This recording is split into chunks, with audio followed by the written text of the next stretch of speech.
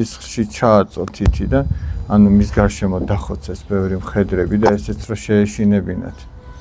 და მოკლედ ესეც დასისხლიანებული ესხებს რო ხოცავენ ამას ესხმება ეს სისხლი და ქრისტიანობაზე უარის თქმას სთხოვან მოკლედ. მაგრამ მან ესე წერია რომ ჩააწო წერა თითი სისხლში და ჯვარი გამოისახა შუბლზე. აი ესე იწერდნენ პირჯარს იყო ესეთი. მაგრამ აი როდესაც ჩვენ სამი თითით ვიწერთ და ეს ორი თითი ხელის გულზედებს, ამასაც თავის სიმბოლური მნიშვნელობა აქვს. ზოგი არიდებს ხოლმე და ესე უჭირავს, მაგრამ ეს ორი თითი ხელის გულზე უნდა დაიდო და სიმბოლურად ეგ ნიშნავს, რომ ეს ორი თითი ნიშნავს ქრისტეს ორ ბუნებას. ქრისტეში არის ორი ბუნება, ღვთაებრივი და ადამიანური. ეხლა ჩვენ გვაქვს მხოლოდ ადამიანური ბუნება. ხო მართალია, ყველანი ადამიანები ვართ. პიროვნებები ხო სხვადასხვა ვართ, მაგრამ ერთი ადამიანური ბუნება ხო გვაქვს. მაგრამ იესო ქრისტეში არის ის ღვთაებრივი პიროვნება, ზღმერთია.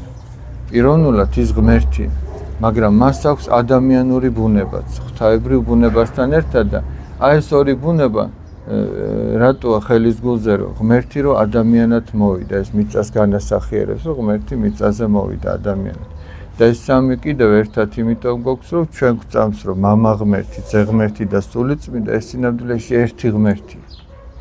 თუმცა ზოგჯერ შეიძლება, ზოგჯერ კი არა, უმეტესად ეს ჩვენთვის ძალიან რთული გასაგებია.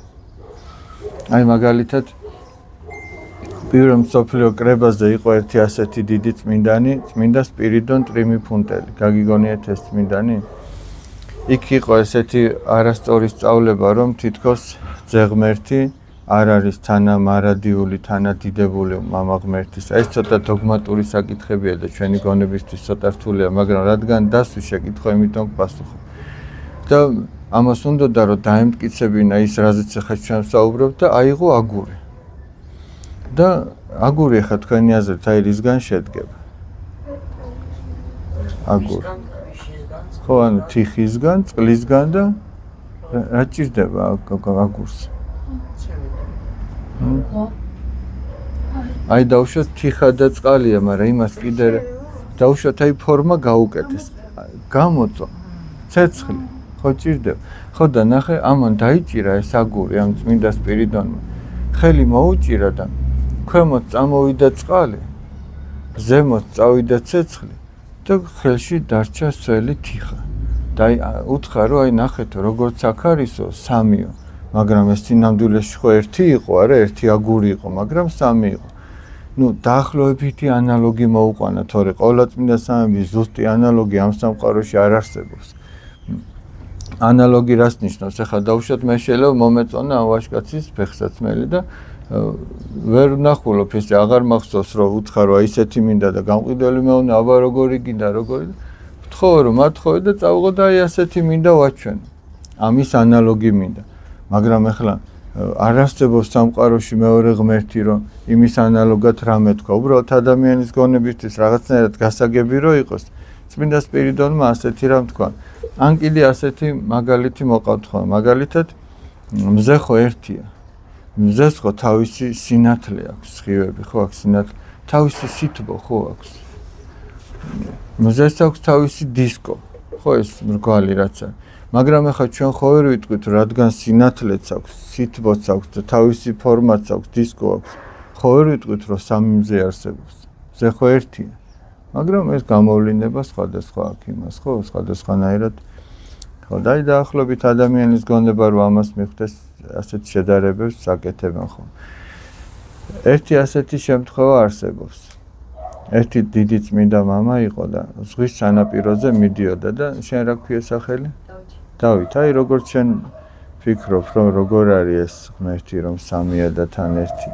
ესეც ფიქრობდა ამაზე. როგორ უნდა იყოს ეს? და სანაპიროზე დაინახა პატარა ბიჭუნა იყო რომელიც ორმოს თხრიდა. და ეკითხება რომ რა საკეთებო და მე ეს ზღვა უნდა ჩავასხა ამ ორმოში, მაგიტო ვთხრიო. ეს ბავშვი ეუბნა, ხე შენ როგორ ფიქრობ, ჩაეტეო და? ხო და ეს კაციც ფიქრობს რომ როგორ უნდა ჩაეტიოს ამ ხელა ზღვაო, განა სულელი არ არის, რანაირად უნდა ჩატიოსო და ზეციდან მოესმა ხმა, სინამდვილეში ეს ღმერთმა აჩვენა თავისი ფიქრების მცდარობა და ნახე რა უთხრა. ეს ზღვა უფრო ადვილად შეიძლება ამ ორმოში ჩაეტიოსო, ვიდრე ის იმხელა საიდუმლოება, რაზეც შენ ფიქრობ, შენს თავში რომ ჩაეტიოსო. გესმით?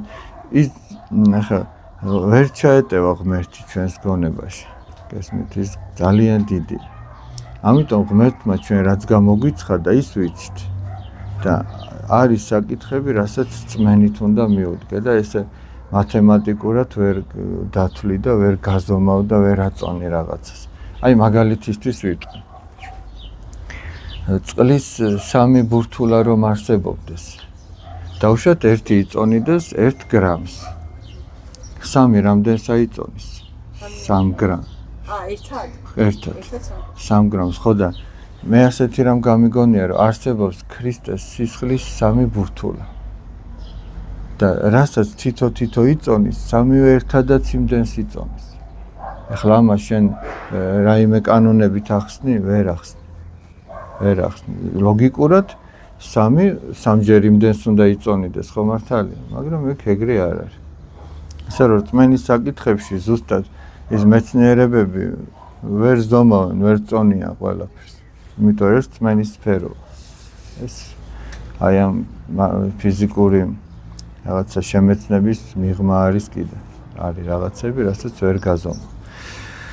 ეხლა ხوار მოიფიქრეთ, აბა რა არის ენა, რომელიც ყველას ესმის. თქვენ სწავლობთ ფრანგულს, ინგლისურს, რუსულს, ქართულს არ სწავლობთ? თუ ეგ უკვე იცით. სხვათა შორის ადამიანმა ჯერ ქართული უნდა ისწავლოს. იცით აი როგორ არის ჩვენი ენა დაბინძურებულს რას ვამბობ, განა რომელიმე ენა უწმინდური კი არ არის, მაგრამ დაბინძურებულს ვამბობ, შერეული აქვს ჩვენს ენას ბევრი არა მარტო ბარბარიზმები. შეიძლება ყველა სიტყვა ქართული თქვა, ბარბარიზმი არ იყოს იქ, მაგრამ წინადადების წყობა სრულიად არა ქართული იყოს. აი მაგალითად მე არ ვფიქრობ, რომ ეს ასეა. ეს არ არის ქართული. მე ვფიქრობ, რომ ეს ასე არ არის. მე არ ვფიქრობ, ეს უფრო ინგლისური წყობაა. როგორ არის? I don't think. გამოგეთიცით. მაგრამ ქართული წყობა ესეთი არ არის. მე შეიძლება ქართულშიც კარგად ვერ ვერკვევ, მაგრამ ბევრი რამეა ესეთი. ხო. ამიტომ აი ადამიანმა ჯერ ქართული უნდა ისწავლოს რაღაცა. კარგად უნდა ისწავლოს, თავისი ლიტერატურა უნდა ისწავლოს, თავისი ისტორია უნდა ისწავლოს, თავისი ქვეყანა უნდა ისწავლოს, რომ უყვარდეს, თავის სამშობლო უყვარდეს. კაცს თუ თავის სამშობლო უყვარს, მერე სხვის სამშობლოსაც დააფასებს და თუ თავისი არ უყვარს, არც სხვისაც არ დააფასებს და თუ თავისი არ უყვარს ადამიანს, ეგ ნიშნავს, რომ აი მაგალითად ახლა იქ ხო ვარდები, ამ მცენარეები, რაღაცები. იქ რო ეხა ვიღაცამ გადაჭრას და ფესთან კავშირი გაწყდეს. რა მოხდება? გახმება, დაჭკნება, გამოილევა ის სინოტივე რაც აქვს და რასაც ძირიდან იღებდა ხო მართალი. ჩვენ მაშინ ვართ ცოცხალი და მაშინ ვართ ჯანმრთელი, როცა ჩვენ წინაპრებთან გვაქვს კავშირი. არა, შენ გქონდა აბა რაღაც შეკითხვა. ანუ ყველა ცოტა მიტოვებადია თუ არა, თუ გულით მოვინანებთ. მოდი ეგ ცოტა მოგვიანებით. მე ის ენა მაინტერესებს. რომელია ის ენა? დედაენა. მე დედაენა ყველას ესმის? აი ფრანგს რო დედაენა ქართულად უთხრა გაიგონებს? რომელია ნეტა? აი მე ხო გითხარით იაკობ გოგებაშვილი მაგენაზე ლაპარაკობდა მეთქი. სამშობლოს ენა? სამშობლოს ენა? მაგრამ სხვები გაიგებენ? ყოფილ ხართ იაკობ გოგებაშვილის სახლ-მუზეუმში? ძალიან. აი კიდე აგიხსნილათ ესე იგი რომ სკოლაში მან დასჯის წესი რითი შეცვალაო ხო არ გახსოვთ? ეს იმენის სწავლით? ო, იმენის სწავლით, თქო რა იყო ეგენა? რატო ვაჯანჯლებ? თქვენი აზრით რატო ვაჯანჯლებ ეხა ამ პასუხს? მე უფრო კარგად დაგამახსოვრდეთ, ხო?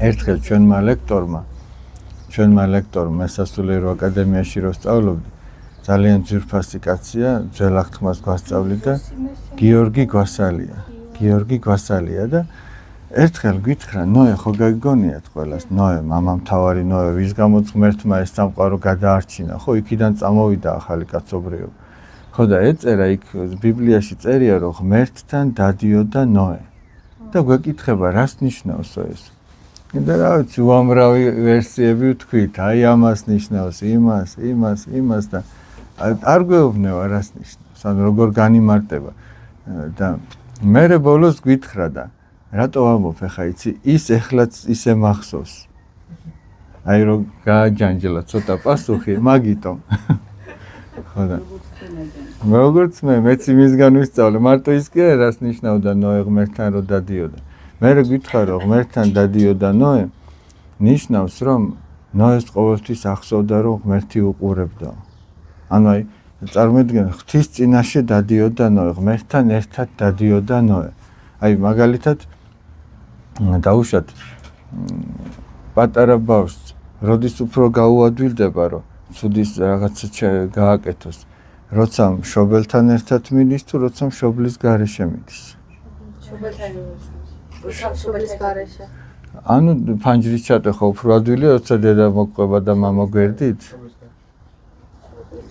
გაიჩინა სიტუაციას არა აი ნახე რას ვამბობ დაუშვათ გინდა რომ რა ვთქვათ რაღაცა გააფუჭო რაღაცა გინდა რომ გააფუჭო გადაძრე ვიღაცის ბაღში და ბალი მოიპარო მამა გვერდით მოყვება მაშინ უფრო გააკეთებ თუ შენ დაქალძმაკაცები რომ მოყვებიან როცა მამა ვერ გხედავს ხო მართალი ხო და ღმერთთან დადიოდა ნოე ნიშნავს რომ ნოე ყოველთვის გრძნობდა რომ ღმერთი უყურებდა ეხლა წარმოიდგინე რასაც არ უნდა აკეთებდა ყოველთვის გრძნობდე რომ მამა გიყურებს დედა გიყურებს ხო ცოტა უფრო თავშეკავებული იქნები ეხლა წარმოიდგინე რომ გახსოვდეს ყოველთვის რომ ღმერთი გიყურებს აი რამდენად უფრო თავშეკავებული იქ ღმერთის ხსოვნა ადამიანს იცავს ცოდვებისაგან და მეორე მხრივ დაუშვათ რამე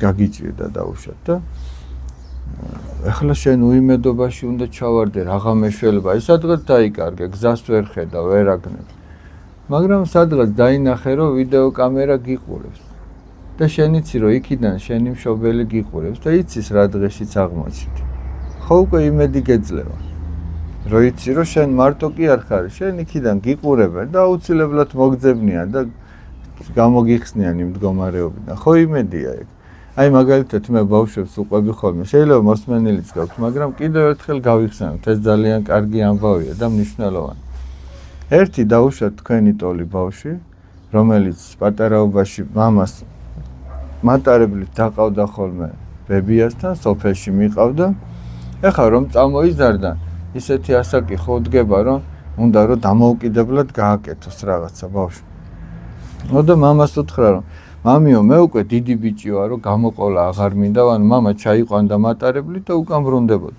მე უკვე დიდი ბიჭი ვარ მარტო გამიშვიო რაღაც მინდა თან ეთყობა ცოტა თაკილობდა კიდეც ახლა მამამ ჩამოიყვანა და ხელა ბიჭი უკან წავიდა მამამ უთხრა რომ არა უშვილო ჯერო არა ხარო საიმისო დიდიო და ერთად წავიდათო და არაო რადგან დაიჟინა მოკლედ ამ ბიჭმა მამამ უთხრა კარგი წადი მარტო ოღონდ ჯიბეში რაღაცა ფურცელი ჩაუდო დაუკეცა და ჩაუდო როცა ძალიან გაგიჭირდებაო ამოიღე და წაიკითხე ეხლა ეს ფურცელსაც არ აქვს დიდი მნიშვნელობა ამ ბიჭისთვის მაგრამ კარგიო ოღონდაც მამამ გაუშვას და ფურცელს კი არ შეიძლება მთელი რეული ჩაიდოს ჩაიდო ჯიბეში და წავიდა მამამ გააცილა მატარებლით ხო და ეხლა ეს ბიჭი დაჯდა და ნუ თავიდან ალბათ დიდი რაღაცა გონია თავის თავი და მოსწონს მარტო მგზავრობს ბიჭი და ეხლა აღმოაჩინა რომ იქ ვიღაცამ ცუდად შეხედა იქ ვიღაცამ თქვა რომ ეს ბიჭიო მარტოაო როგორც ჩანსო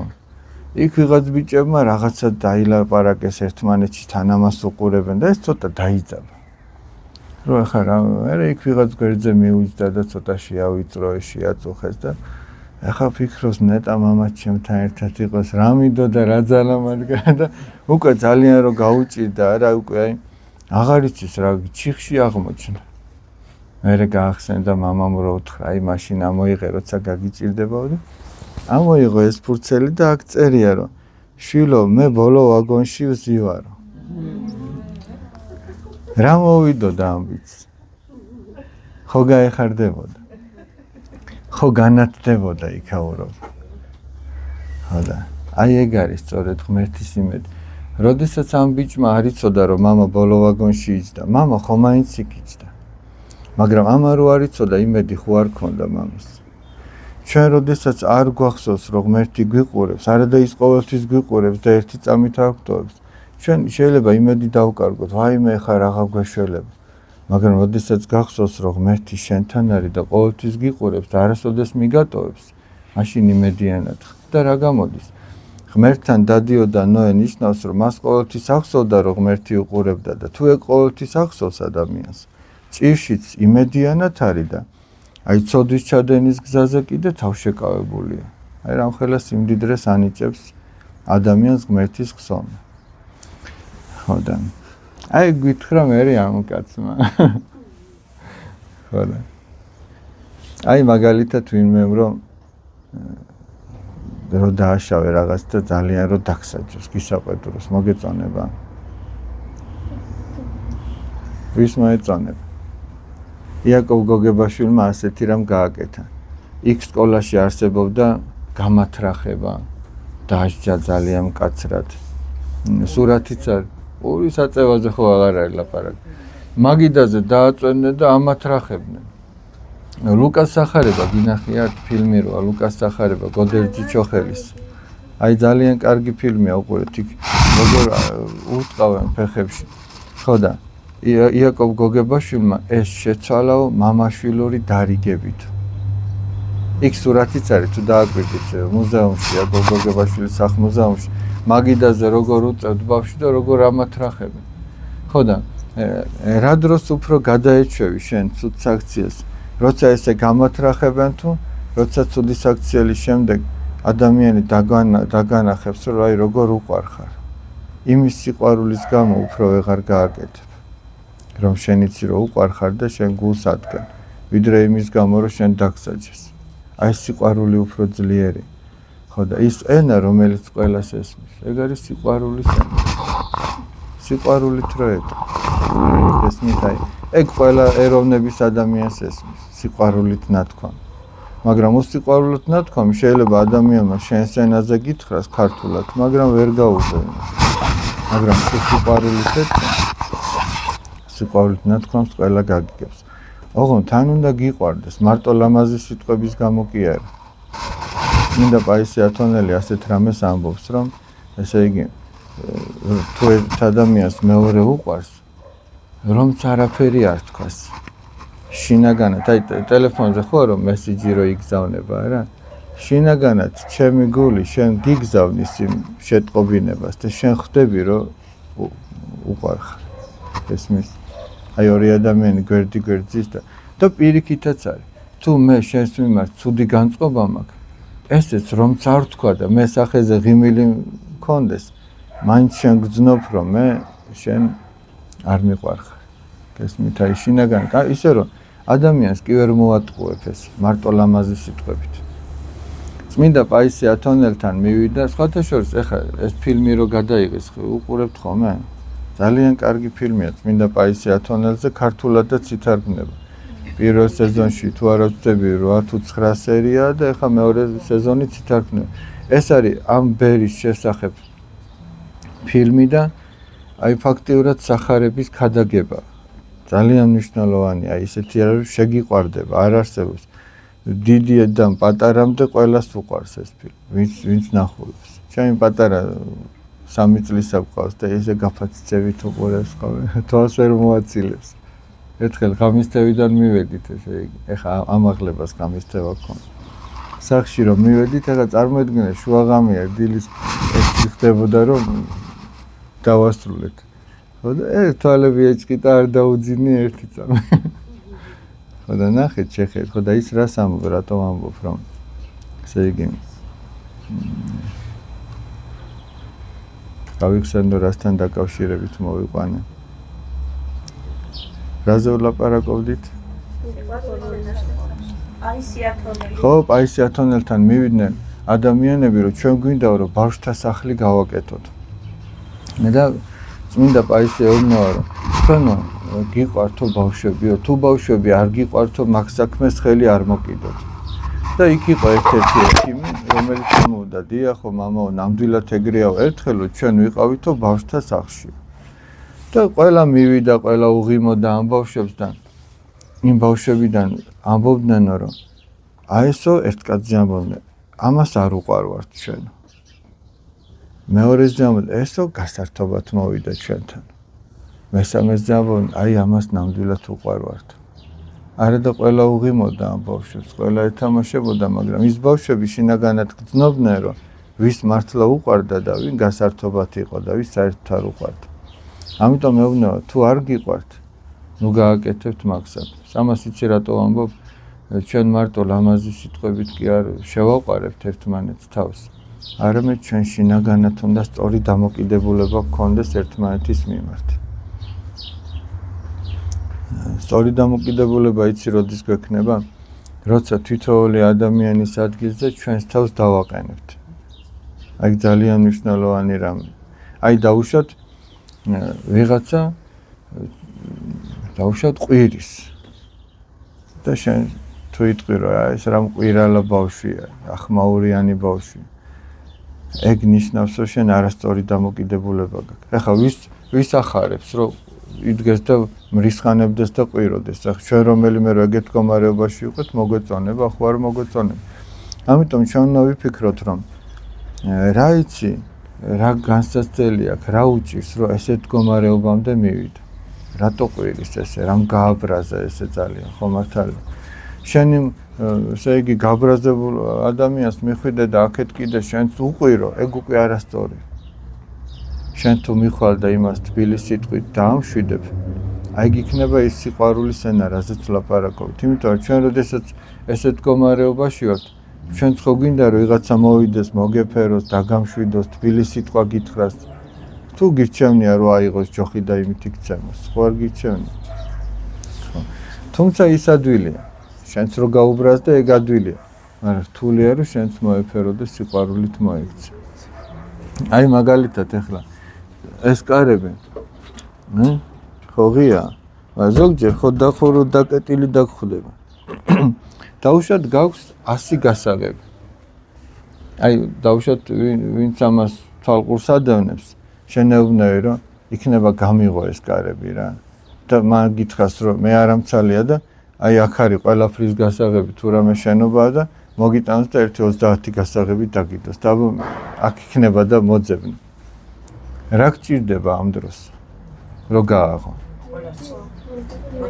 მოთმინება, ნებისყოფა, კიდევ რა გჭირდება? მონდომება, კიდევ? აი მარტო ხარ. მოთმინება, მონდომება, დრო ხო გჭირდება. ხო შეიძლება პირველი ვეზე არ გაგიმართლოს, არა შეიძლება 21 როს წადო იმან გააღოს. ხო და ეს კარი რო გააღო, ხო გჭირდება მოთმინებაც, მონდომებაც და დროც ხო გჭირდება.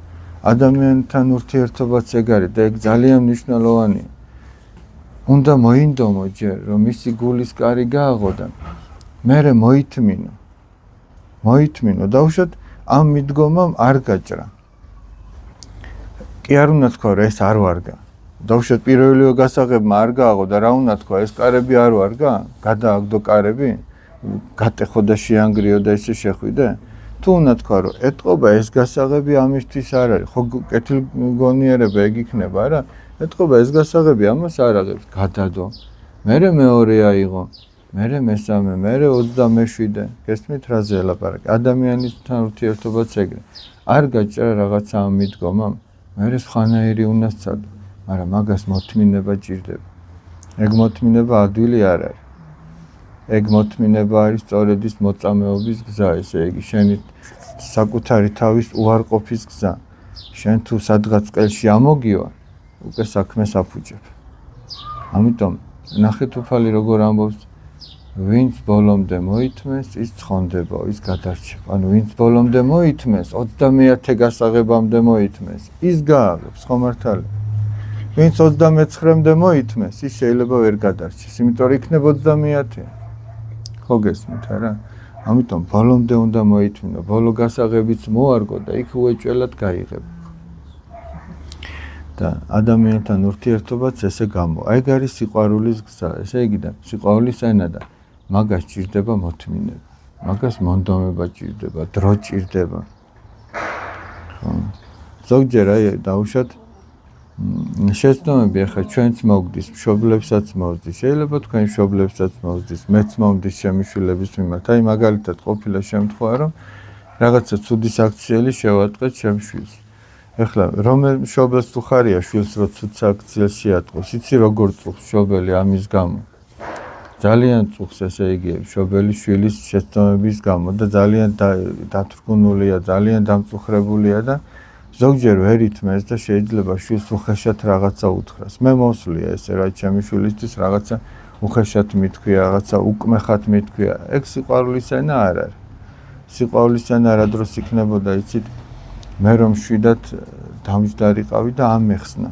დრო გამომეყო, მოთმინება გამომეჩინა, ხო მართალია? ხო და მაგრამ ზოგჯერ ჩვენ ეს გვეშლება მშობლებს.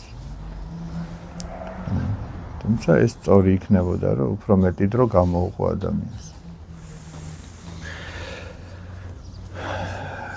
ცოდვათა მიტევებაზე ვამბობდით, აბა კიდე ერთხელ მითხარი რას ამბობ. ანუ ყველა ცოდვა მიტევებადია თუ გული ხოლმე? ღმერთს ხო უყვარვარ ჩვენ. აი შენ რომ ადამიანი გიყვარდეს და რომ რაღაც გაწყენოს, აპატიებ თუ არა? აპატიებ. ღმერთი ჩვენ ყველაფერს გვაპატიებს. თავარია რომ ჩვენი სინანული გქონდეს. მაგრამ მეორე ნახეთ რა არის, ღმერთის მოწყალების იმედად ჩვენ არ უნდა შევცოდოთ. ეგ უკვე ღალატი გამოვა. ხო მართალია, აი ღალატი გამოვა. ნახეთ აი ისი თქმა მინდა. დავუშვათ ახლა ყველაზე ესეთი მაგალითი ალბათ. თქვენ ხო ყველას ასე თუ ისე ფეხბურთი გიყვართ, ხო უყურებთ არა, ასე თუ ისე ერკვევით. დავუშვათ მოხდა ისე რომ პენალტი დაიდო და შენ რა ქვია? მუჰამედ სალაჰი. გაგონიათ? აი მუჰამედ სალაჰმა დადო ბურთი და უნდა დაარტყას. ხო და გააფუჭა პენალტი. და მწვრთნელმა უთხრა რომ არა უშავს, კაპიტანმაც უთხრა არა უშავს. მეორე პენალტი დაიდო კიდე თამაშის დროს. ახლა მუჰამედ სალაჰი ფიქრობს, მე მაინც პატიობენ. მოდი ამასაც დაუდევრად დავარტყავ. გავა არ გავა და ეგ ხო ღალატი იქნება. მაგრამ თუ მთელი მონდომება ჩადო ამაში და უნდოდა რომ გაეტანა და მაინც გააფუჭა, ეგ ხო აღარ არის ღალატი. ეგ გუნდის ღალატი ხო არ არის. თვითონ უნდოდა რომ გაეტანა, მაგრამ ხდება ეხლა. ყველა აფუჭებს პენალტს ასე თუ ისე. ხო და როდესაც ჩვენ წინასწარ მოვიფიქრებთ რაიმე ცოდვას, ეგ უკვე არასწორი ღალატია ღვთისადმი. მაგრამ თუ უცაბედად რაიმე ცოდვაში ჩავარდებით, ნუ ამისგან დაზღვეული არავინ არ არის. და მაგრამ მეორე მხრივ რა ცოდვაც არ უნდა ჩაიდინოს ადამიანმა, უიმედობაში არ უნდა ჩავარდეს, რომ აი ღმერთი აღარ მაპატიებს. ღმერთი ყოველთვის გელოდება და ყოველთვის გაპატიებს. ერთი ასეთი იგავი არსებობს ახალ აღთქმაში, სახარებაში. ერთ კაცს ყავდა ორი შვილი. და უმცროსმა უთხრა, რომ მამა მომეციო, რაც მხდებაო, რაც წილი მერგება ჩვენი სახლიდანო და მამამაც გაუყო თავის შვილებს. ეს უმცროსი შვილი წავიდა შორ ქვეყანაში. იმის იმედად, რომ იქ გამდიდრდებოდა, კარგად იქნებოდა, ბედნიერი იქნებოდა, მაგრამ უწმინდურად გაფლანგა, უწმინდური უზნეო ცხოვრებით ცხოვრობდა და ყველაფერი შემოეხარჯა გაფლანგა. ჩამოვარდა შიმშილობა, ამას არაფერი არ აქვს. იძულებული გახდა, რომ წასულიყო და ღორების მწყემსად დამდგარიყო. და რა ენატრებოდა, იცით? ღორების საჭმელი ენატრებოდა. და ბოლოს დაფიქრდა და თქვა, მამა ჩემის სახლში რამდენ ადამიანს, რამდენი პური აქვს, რომ ჭამოს. მე კიდე ღორების საჭმელი მენატრებავ. ავდგებიო, წავალ მამასთან და ვიტყვი, მამაო, ცოდე, ცად მიმართა შენს წინაშე. აღარა ვარ ღირსი, რომ შენი შვილი მერქოს. ნახეთ აი, ეს მამა განასახიერებს ღმერთს. უმცროსი შვილი, რომელმაც დატოვა მამა და წავიდა. ეს არის ადამიანი, რომელიც ამა თუ იმ ცოდვაში ვარდება. მიატოვებს ეკლესიურ ცხოვრებას და ცოდვებში ცხოვრობს. მაგრამ ეს მამა ყოველდღე ელოდება შვილს და შვილი რომ მივა ამ გადაწყვეტილებამდე, რომ ავდგები და მამასთან წავალ, ეს იცით რას ნიშნავს, რომ მოშივდა. ეს ფიზიკური მოშიება კი არ არის. ადამიანს სიხარული აქვს ღმერთთან ურთიერთობით. იმიტომ რომ ღმერთია სიხარულის და ბედნიერების წყარო და ადამიანი ცოდვებში რო ვარდება, მადლი ტოვებს და მადლთან ერთად ეს სიხარულიც ტოვებს, იმიტომ რომ სიხარული ეშმაკს კი არ აქვს, ეშმაკი ვერ მოგცემს იმ სიხარულს. ეს კაცი ფიქრობდა, რომ ამ ღორების საჭმელით გამძღარიყო, მაგრამ ამ ღორების საჭმელში ცოდვა იგულისხმება. ადამიანი ცდილობს რაღაც ცოდვიანი სიამოვნებებით დაიკმაყოფილოს, ეს ამოივსოს, ეს სიხარული გაიჩინოს, მაგრამ ცოდვა არაბედნიერებს ადამიანს, ცოდვა კიდევ უფრო მეტად ამძიმებს. ამიტომ დაფიქრდა ეს ვაჟი და თქვა, რომ მამა ჩემის სახში რამდენ მოჯამაგირეს, რამხელა სიხარული აქვს, მოდი ახლა ესე ვთქვათ, რამხელა სიხარული აქვს ადამიანს, რომელიც ტაძარში დადის, აღსარებას ამბობს, ეზიარება, ღმერთი გულში ყავს და უხარია. და მოდის მამასთან და მამა ესე კი არ ხვდება მკაცრის სახით, რომ შვილი რომელმაც ყველაფერი გაფლანგა და ახლა მოსანანიებლად მოდის, პირიქით სიყვარულით ელოდება. შვილს ას კი აცდის, რომ სახლამდე მივიდეს, თვითონ გაიქცევა შვილისკენ. ჩაეხუტება და შვილი ამბობს, მამაო, ცოდე, ცად მიმართა შენს წინაშე. აღარა ვარ ღირსი, რომ შენი შვილი მერქოს. მაგრამ მამა ნახეთ რას ამბობს, გამოიტანეთო და ჩააცვით სამოსელი პირველიო. ადამი და ევო ხო გაგგონიათ. ადამა და ევამ რომ შესწოდეს, ეს მადლის სამოსელი განეძარცოთ, ის სამოსელი პირველი. რადგან არ მოინანიეს. შესწოდეს, მაგრამ ერთმანეთს გადააბრაზეს, რომ მოენანიებინათ, ისინი ამას არ დაკარგავდნენ. და ახლა ეს უძღები შვილი, ანუ მონანული ადამიანი მოდის ღმერთთან და ღმერთი მას უბოძებს იმ სამოსელ პიროს, ანუ სულ ის იმ მდგომარეობას, რაც ადამს და ევას ჰქონდათ. და მოიტანეთო და ბეჭედი გაუკეთეთ. ბეჭედის გაკეთება ნიშნავდა, რომ ისევ შვილად იღებდა და არა მოჯამაგირეთ. ანუ როდესაც ნანობს შენ ცოდვას, ღმერთი ისევ თავის შვილად მიგიღებს. ჩვენ ხო ამბობთ საუფლო ლოცვაში, მამაო ჩვენო, რომელი ხარ ცათაშინა, ხო ამბობთ. ჩვენ მივმართავთ მას როგორც მამას. ამიტომ ამის უფლება თვითონ მოგცა, იმიტომ რომ მისი შვილები ვართ. ის ჩვენი მამაა, ჩვენ მისი შვილები ვართ. ხო და როდესაც ნანობთ ჩვენ ცოდვას, ის გვიღებს ისევ როგორც შვილი, როგორც შვილი ესე გვიღებს. ხო და ჩემი გოგოები მოვიდნენ.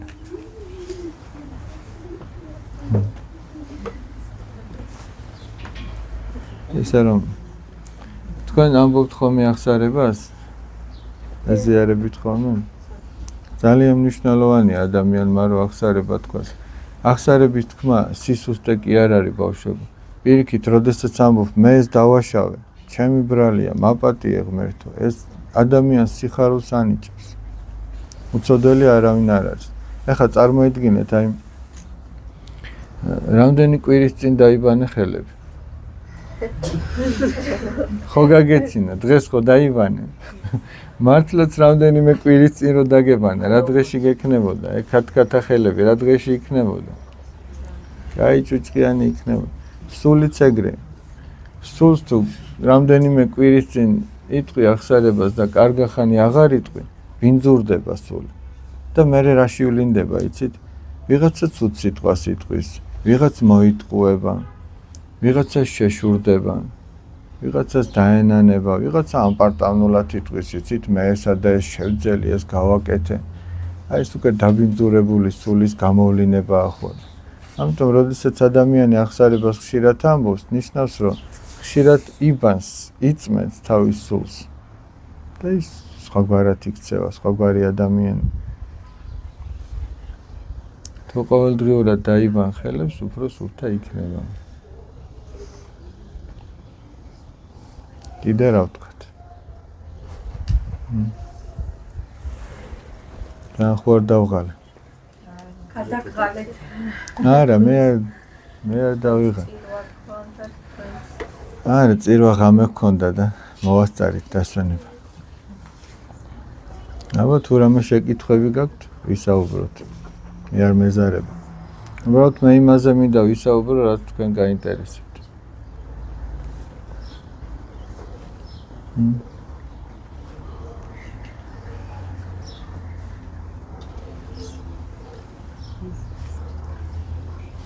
დიდი სკოლა? რამდენი 400 ბავშვი?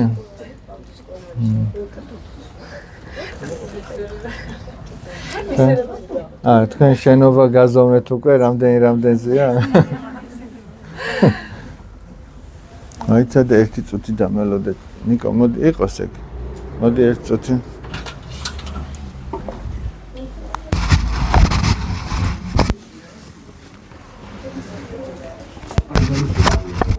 არ უნდა. ბიჭი. რამდენიც? გადაცვალე ის. ხო? კი.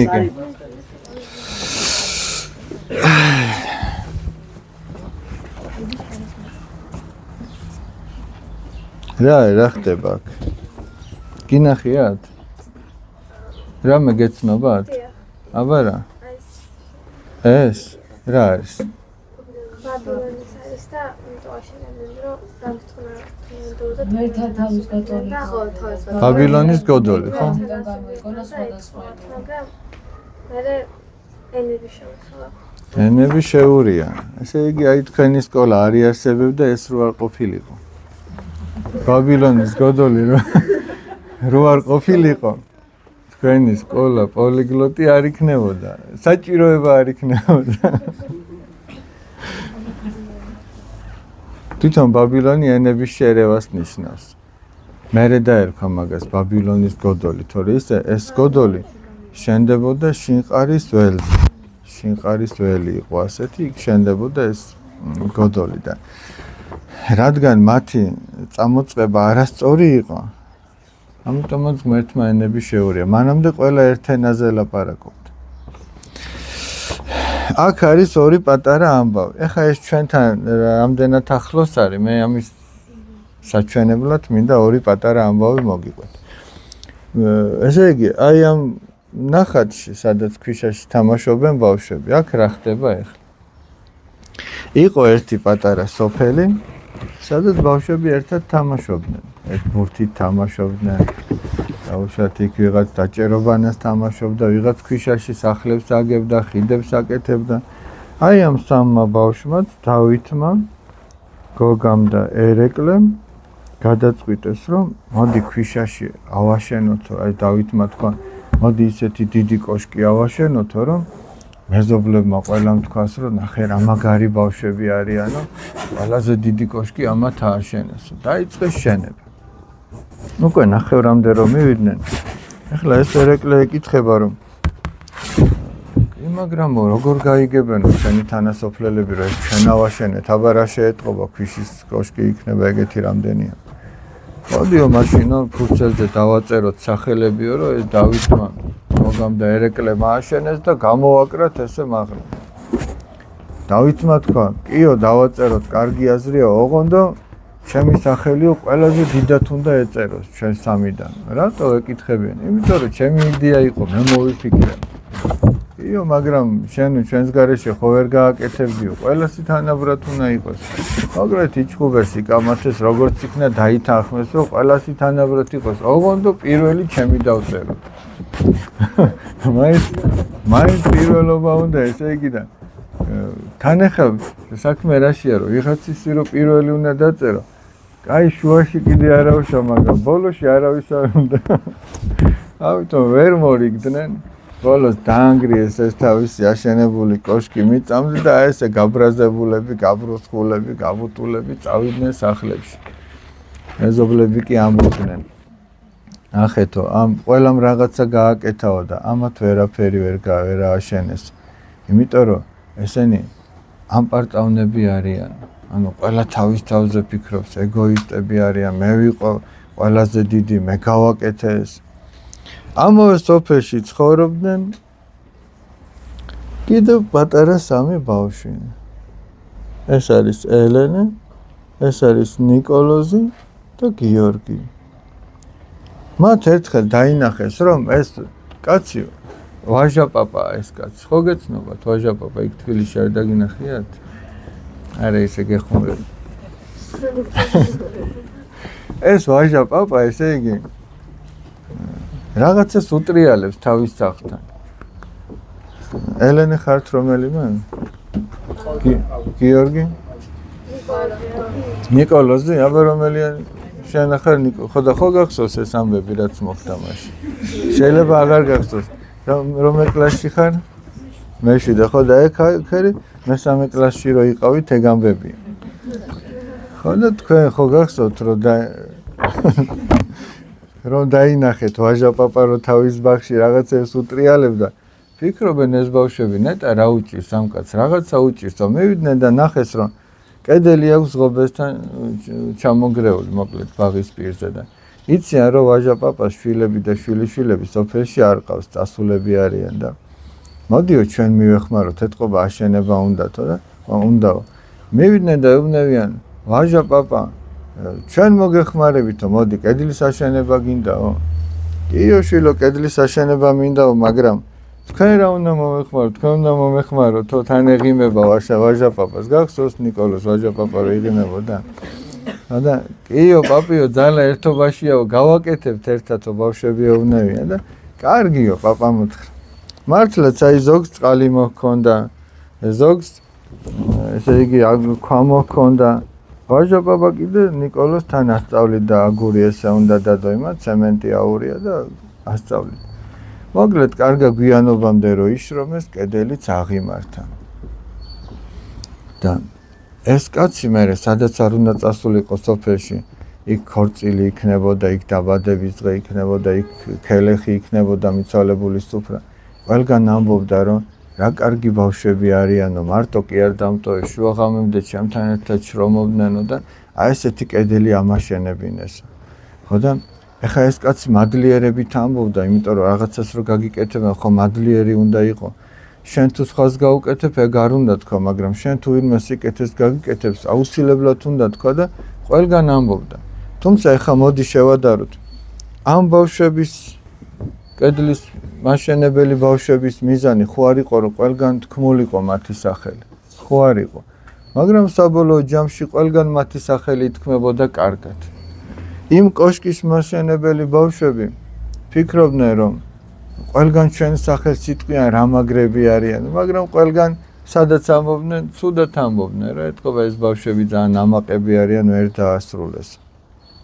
ნახეთ, ერთი და იგივე სოფელში ცხოვრობენ. ამათაც იშრომეს, იმათაც, მაგრამ განწყობას აქვს ძალიან დიდი მნიშვნელობა. ესენი საჭიროების გამო აკეთებდნენ, რომ პაპას სიყვარულით მიხმარებოდნენ. და ესენი კიდე თავის გამოჩენის გამო ამბობდნენ, გესმით?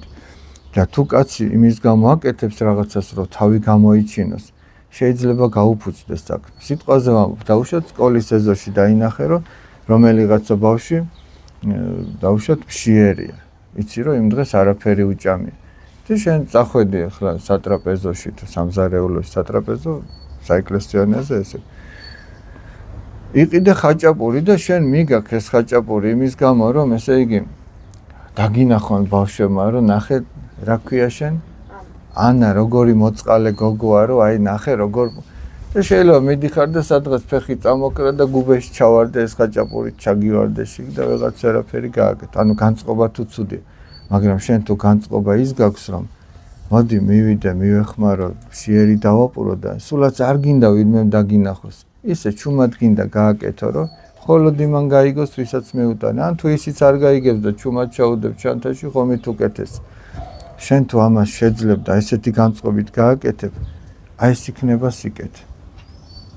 ეხლა წარმოიდგინეთ, ეს ვაჟაპაპა ისე იგაურად რო ვთქვათ, დაუშვათ არის ჩვენი სამშობლო, საქართველო.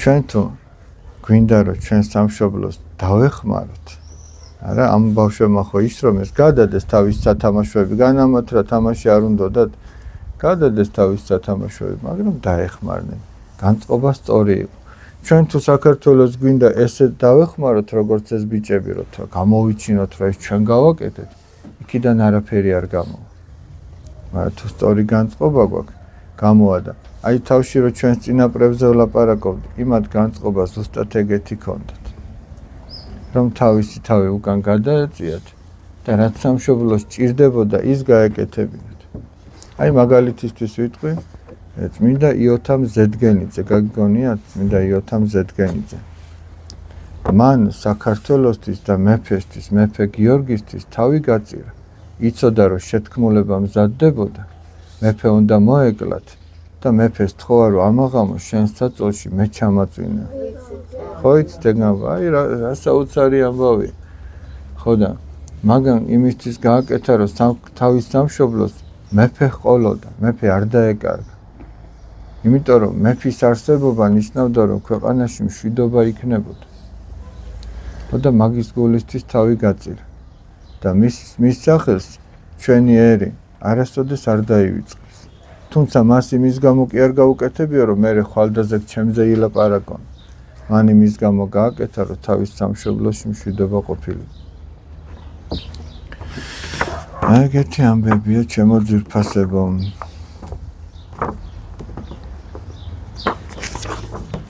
რა უნდათ ახლა რაზე გვაწოლებენ სხვადასხვა ენების სწავლით არ დაეწყოთ ამ გოდოლის შენებლობა და ჩვენც გადარჩებოდით ყველა ერთმანეთს გაუგებდით ყველა ერთმანეთს მოვეფერებოდით ოღონდ ყველას ერთი ენაც რო გქონოდა თუ სიყვარულით არ დაველაპარაკებოდით მაინც ვერ გაუგებით ერთმანეთს ეს დავითი ერეკლე და გოგა ხო ერთ ენაზე ლაპარაკობდნენ მაგრამ ხო მაინც სხვადასხვა ენაზე ლაპარაკობდნენ აი გარი ზუსტად სადაც სიყვარულია სადაც სიმდაბლეა იქ ყველაფერი კარგად არის და ჩვენ ეკლესიური ცხოვრება გვეხმარება ზუსტად მაგაში რომ ჩვენი თავიდან ჩვენი გულიდან ნებები ამოიძირკოს აი ეს ნებები რამაც ამათ ჩხუბი მოახდენინა ერთმანეთში და დაინერგოს ის სათნოებები რის გამოც ამათ ბაბას დახმარება აღმოუჩინეს აბა ბავშვობიდან არც კი ვიცოდი რა იყო სასულიერო პირობა. არ ვიცოდი. მე პირველად, ესე იგი, ეკლესიური ცხოვრება, ასე რომ ვთქვათ, პირველად რო დავიწყე, მე-9 კლასში ვიყავ. თუმცა პატარაობიდან მშობლებს სალოცავებში დავყავდით ხოლმე, ბევრ სხვადასხვა სალოცავში. მაგრამ ესე რომ აი ახსარება მეთქვას რო ვზიარებოდი, პირველად ვეზიარე მე-11 კლასში ვიყავ. ხო?